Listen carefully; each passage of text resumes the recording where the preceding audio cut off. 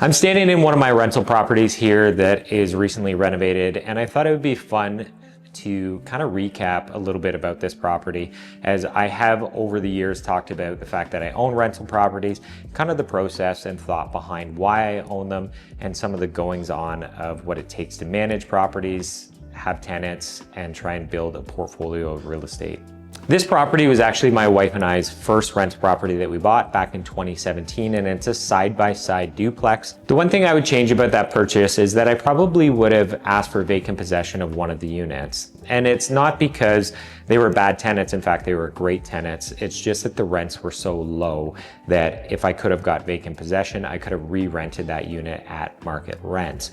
So at the time when we bought it, both those tenants were paying around $900 a month for this 3-bedroom unit, and they did pay utilities on top of all of that as well. As you may or may not know, in Ontario, it is rent controlled. So the government controls how much you can raise rent each year on all the rental units that you have. And usually that is a very small amount, sometimes below 1% per year. So it's tough to get rents up to a point where they match what market rents were if you were going to re-rent a vacant unit. So over the years for both of these units, when they were rented out, sometimes I was increasing rent by 13 bucks a month or less. Eventually, as we came to today, honestly, rents on this unit before it was vacant were less than $1,000 a month here in 2024.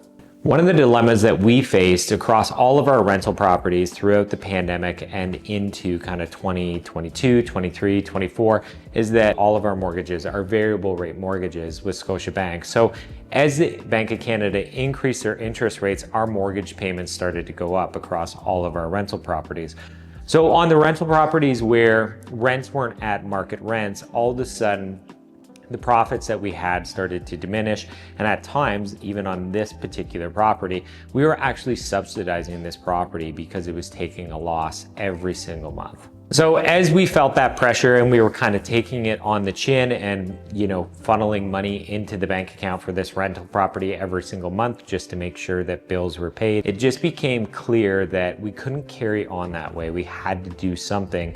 And the only lever that we could really try and pull was to try and increase the rents on this property. So in Ontario, you can't just evict a tenant because you want to increase the rent. And as I mentioned, you can't just arbitrarily increase the rent to whatever amount that you want. So what you can do is fairly limited. And as I've mentioned in previous videos, I'm not in the business of trying to kick people out of their homes and make them feel like they don't have a safe spot to be.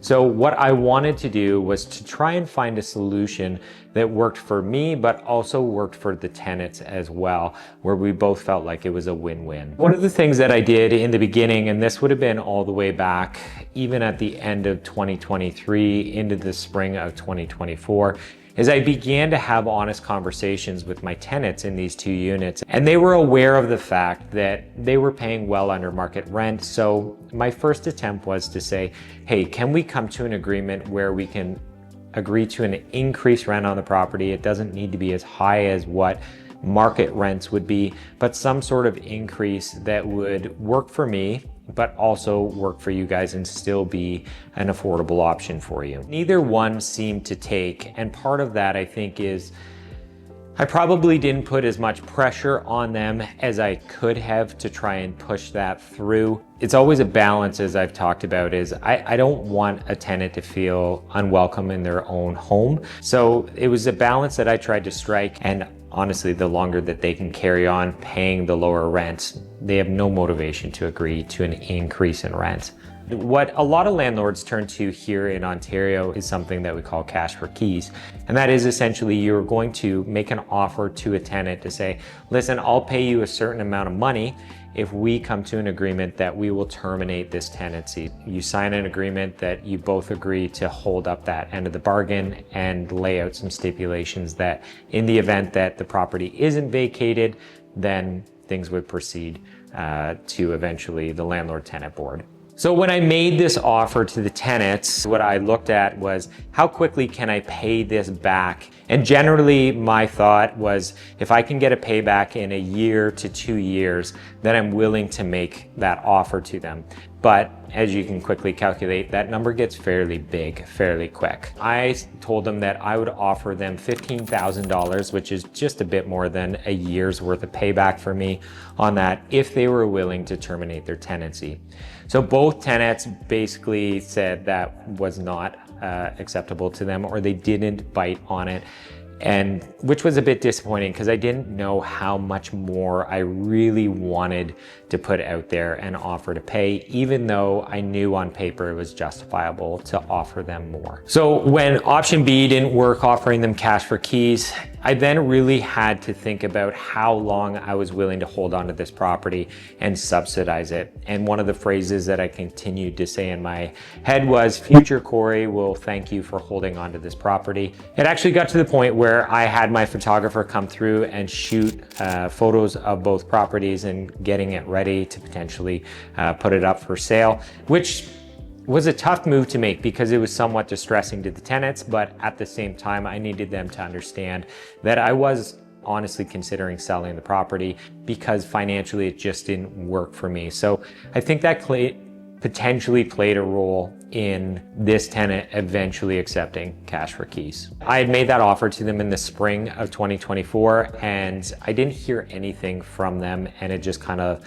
laid quiet for a while until the fall of that year, where this tenant reached out to me and said, hey, listen, I'm willing to accept your offer as long as I can be out by the end of October. And I was surprised to hear it. We put that into motion and she was out by the end of October. You kind of have to follow a proper process when you go through something like this, and the Ontario government has certain forms that they want to see you fill out. In this case, you sign a form N11, which is basically a mutual agreement to end the tenancy. And then on top of that, I had some additional documentation that just stipulated what was happening through that process, that cash for keys were being offered, when that was going to be paid out. And on top of that, in the event that N11 was signed, but the property was not vacated, that we would then proceed to an eviction notice and take that to the landlord tenant board if need be. So October 31st came, I met with the tenant here at the property. I made sure that she was fully moved out. She didn't cause any damage to the property in the process.